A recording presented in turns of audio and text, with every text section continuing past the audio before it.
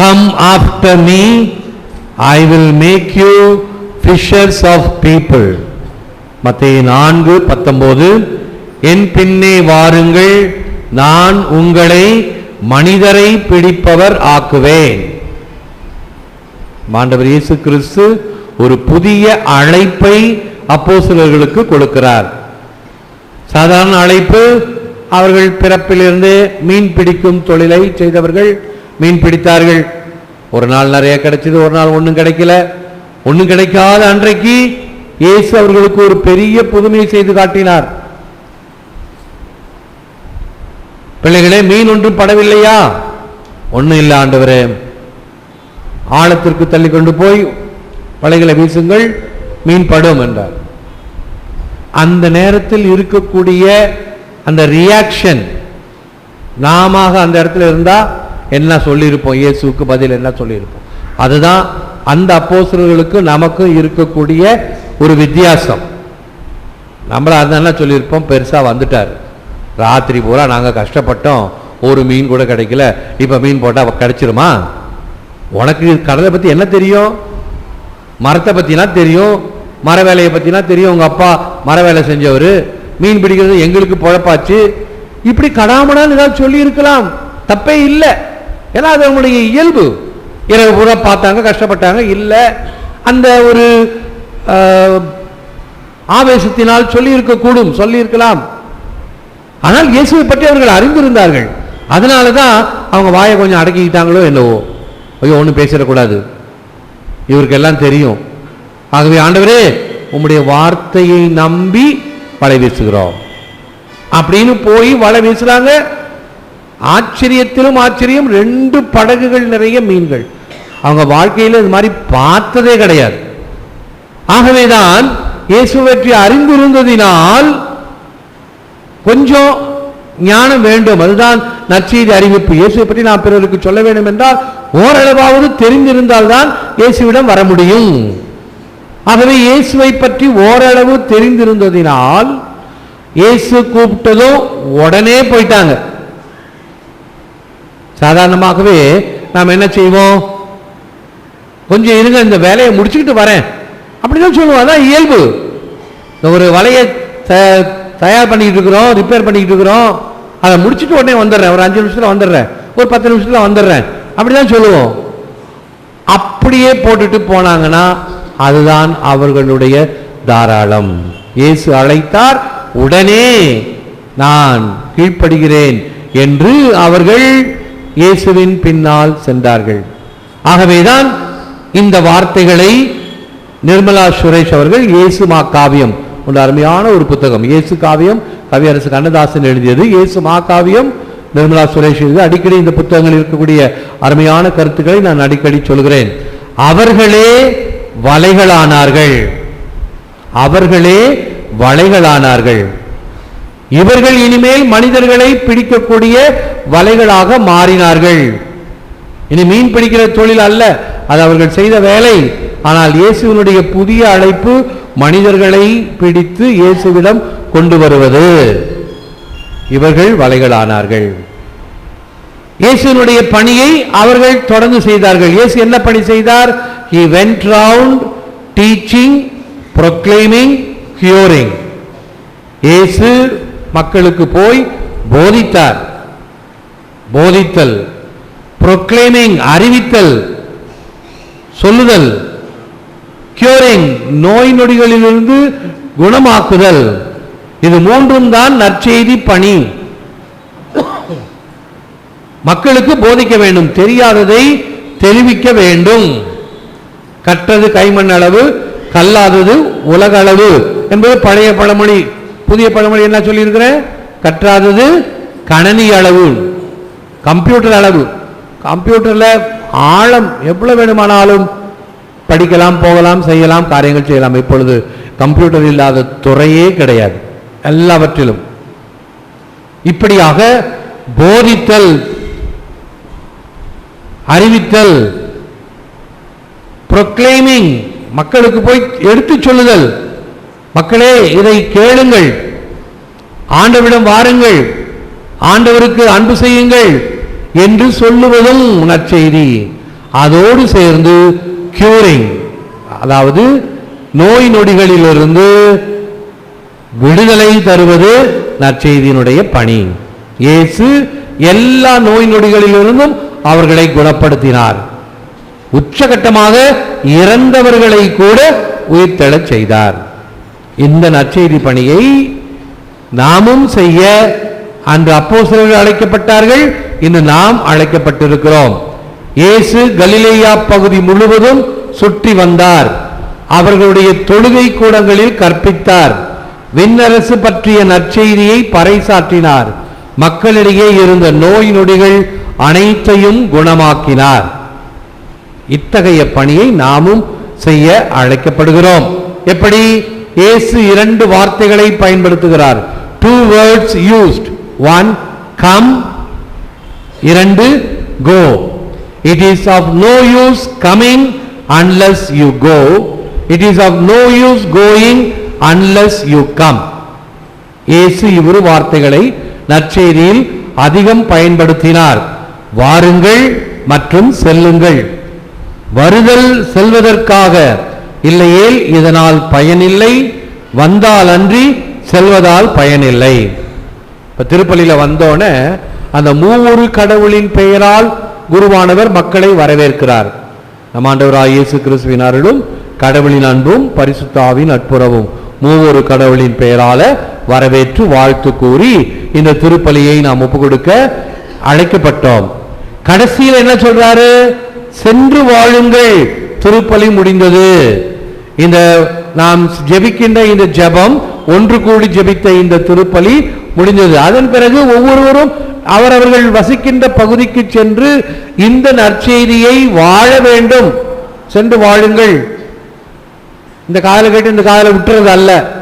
சரி, ஏதோ ஒன்று சொன்னார், என்னவோ கதை சொன்னார் ஃபாதர், இந்த கதையை சொன்னார், அந்த கதையை சொன்னார் என்று வெறுமை பிதற்றுதல் மட்டுமல்லாமல் வாழ்க்கையில் வாழ வேண்டும், வாழ்ந்து காட்ட வேண்டும். அதுதான் இந்த நற்செய்தியினுடைய அறிவிப்பின் பணியினுடைய முக்கியமான பண்பு. Jesus' invitation was directed not to their heads but to their hearts. இயேசுவினுடைய அழைப்பு, அவருடைய போதனை அனைத்தும் அவர்கள் அறிவை நோக்கி அல்ல, மாறாக அவர்களுடைய இதயத்தை. அறிவா நம்மளோட சூப்பர் கம்ப்யூட்டர், நம்ம மூளையை விட மனிதன் தான் அதை இயக்க வேண்டும் என்றால் கூட அதுக்கு இருக்கக்கூடிய திறமைக்கு முன்னால் மனிதனுடைய மூளை சும்மா துல்லியமாக அனைத்தையும். இப்போது எனக்கு இந்த ஃபேஸ்புக்கில் 1262 பேர் ஃப்ரெண்டு. இந்த திருப்பலி முடிஞ்சோடனே இந்த பிரசங்கத்தை இங்கே நம்ம கணக்கு பண்ணோம்னா ஏறக்குறைய 1000 பேர் தான் இருப்போம். ஆனால் 1262 பேர் அந்த பிரசங்கத்தை போட்டு விட்டு ஒரே ஒரு தட்டு 1200 பேருக்கும் நொடியில் போயிடும். என்ன ஃபாஸ்ட், என்ன அது எந்த உலகத்தில் எங்கே இருந்தாலும் சரி, வெளிநாட்டு பல இடத்துல இருந்தாலும். ஆகவே இவர்கள் எல்லாம் மூளையினுடைய பலம். ஆனால் இயேசு இந்த மூளையினுடைய பலத்தை அல்ல, இதயத்தை நோக்கி. அவர் சொல்லுகின்ற அனைத்தும் நம்முடைய வாழ்வின் இதயத்திலே அது போய் அமர வேண்டும். செய்ய வேண்டியது செஞ்சாச்சு. ஊதுற சங்க ஊது, விடிகிற பொழுது விடியிட்டும் அப்படின்னு சொல்லுவாங்க. 1200 பேருக்கு போனாலும் எத்தனை பேர் அதை எடுத்து படித்து பார்த்து சிந்திக்கிறவர்கள் கேள்விக்குறி. எத்தனை பேர் இருக்கிறோம். இப்படிதான் நாம் பிரசங்கத்தில் நல்லா கேட்கிறோம். முற்காலத்துல எல்லாம் பிரசங்கத்துக்கு வந்தால் ஆங்காங்க இருப்பவர்கள் அப்படியே ஏஞ்சி போயிடுவாங்க. ஒரு டீ குடிச்சிட்டு வரலாம், ஒரு தம் அடிச்சுட்டு வரலாம், ஒரு 10 நிமிஷம் இந்த ஃபாதர் கழுத்தெடுத்துக்கிட்டு இருப்பாரு, அதை முடிச்ச பிறகு வரலாமே அப்படின்னா பழைய கதை அதெல்லாம். இப்ப எல்லாம் ஆர்வத்தோடு இருக்கிறார்கள் ஆண்டவருடைய வார்த்தையை கேட்பதற்காக. ஏன்? இந்த வார்த்தை வெறும் அறிவுக்கு மட்டுமல்ல, இதயத்துக்கும் ஆனது. அதுதான் உண்மையான ஆண்டவருடைய அழைப்பும் ஆண்டவருடைய போதனையும். The people that lived in darkness have seen a great light. காரிருளில் இருந்த மக்கள் பேரொளியை கண்டார்கள். வழக்கமா இப்ப நமக்கு எலக்ட்ரிக் சப்ளை இருக்குது, நிறைய விளக்குகள் எரியுது. இப்ப அணைஞ்சு போனாலும் பரவாயில்ல, பகல் நேரம் வெளிச்சம் இருக்கும். இரவுல அணைஞ்சு போன பிறகு ஒரே இருட்டு. அந்த சமயத்தில் வெறும் மெழுகுதிரியோ டார்ச் லைட்டோ மிக சின்னதாக இருக்கும். மறுபடியும் எலக்ட்ரிக் சப்ளை வந்தோடனே ஒரு பெரிய ஒரு திருப்தியான சத்தம், இந்த ஹாஸ்டல் போர்டிங் எல்லாம் கரண்ட் போனாலும் கத்துவாங்க, கரண்ட் வந்தாலும் கத்துவாங்க. கரண்ட் போனாலும் ஒரே பயம், இருட்டாய் போச்சு ஓன்னு எல்லாம் கத்துவாங்க. அப்புறம் அடங்கி போயிடும், சத்தம் அடங்கி போயிடும், மெழுகுதிரி வச்சு ஏதாவது சமாளிச்சுக்கிட்டே இருப்பாங்க. அடுத்த ஒரு 10 நிமிஷத்தில் கரண்ட் வந்தாலும் மறுபடியும் ஒரு சத்தம். ஏன்? காரில் இருந்த மக்கள் பேரொளியை கண்டார்கள். அந்த ஒளியானது அத்தகைய மகிழ்ச்சியை தருகிறது. ஆண்டவர் இயேசு கிறிஸ்து அப்படி ஒரு ஒளியை தருகின்ற I am the light of the world, நானே உலகின் ஒளி. ஆகவே இந்த ஒளிதான் பல மதங்களிலே ஒரு நம்பிக்கை தரக்கூடிய வகையில் அமைகிறது. சமீபத்தில் திருவண்ணாமலையில் கார்த்திகை தீபம் ஏற்றினாங்க. இந்த பக்கம் ஐயப்ப சாமியிடம் சங்கராந்தி என்ற அந்த தீபம் ஏற்றினாங்க. இவெல்லாம் என்ன? அவர்களுக்கு ஒளி தரக்கூடிய வகையில் இறைவன் இருக்கிறார் என்பதை காட்டுவதற்காகத்தான். ஆண்டவர் இயேசு அனைத்திற்கும் மேலாக அனைத்து மக்களுக்கும் உலகின் ஒளியாக இருக்கிறார். யாரெல்லாம் அந்த ஒளியிடம் வருகிறார்களோ அவர்கள் ஒளியை பெறுகிறார்கள், வழியையும் பெறுகிறார்கள்.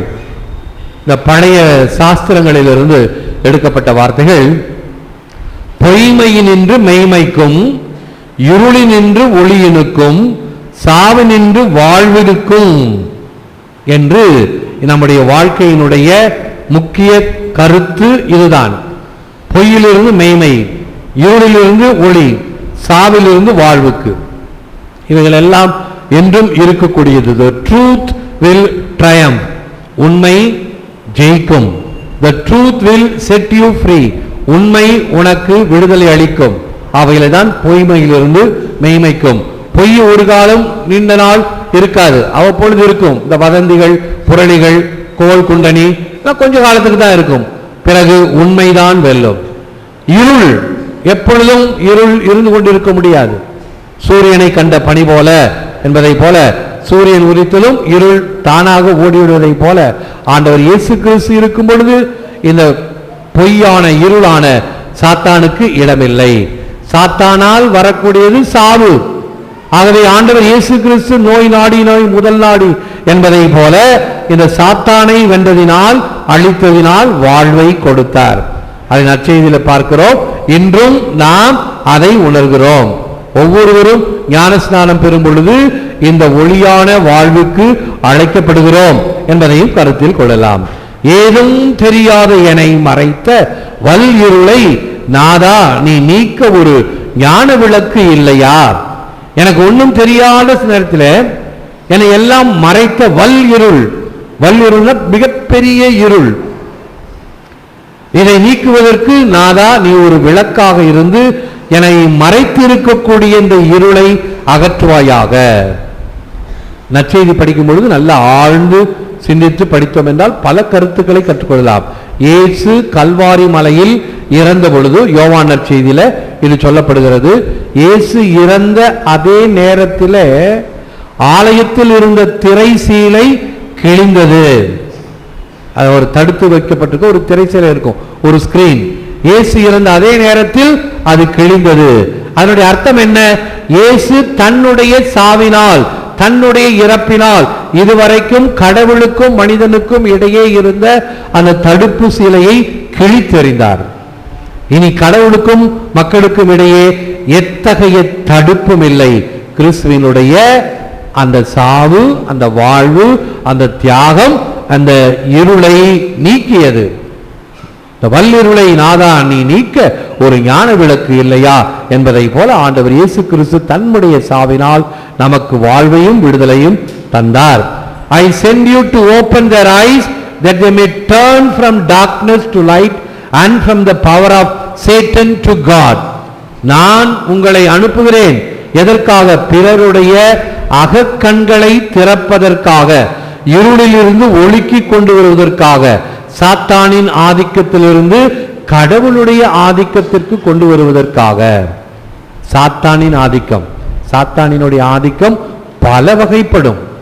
அதனால் பிரச்சனைகள், வேதனைகள், எதிர்ப்புகள் வரும். எல்லா காரியத்திலும், எல்லா நிலையிலும், எல்லா சூழ்நிலையிலும்.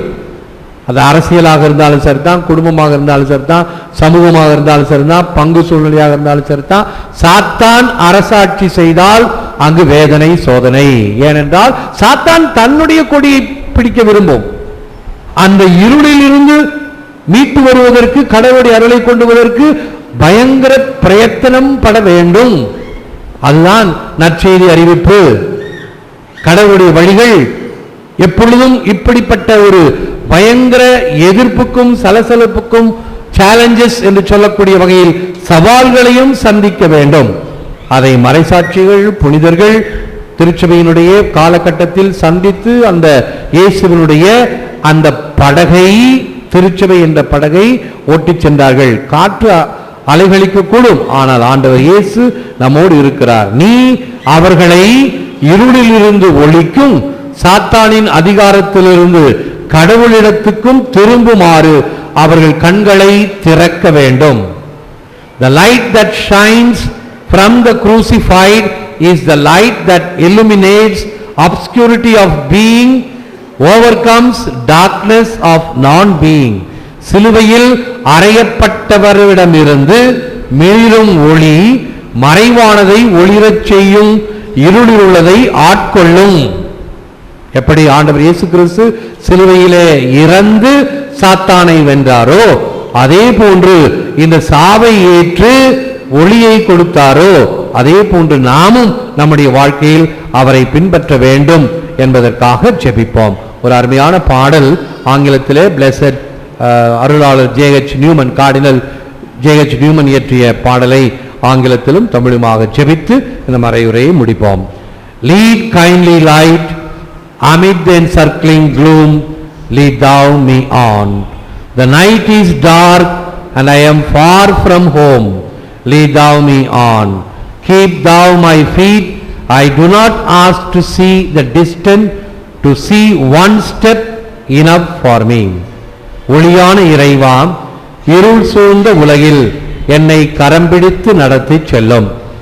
இரவு இருளாய் உள்ளது, நானும் வீட்டிலிருந்து தொலைவில் உள்ளேன். என்னை நீயே நடத்தும், எனது பாதங்களை நீரே வைத்துக் கொள்ளும்.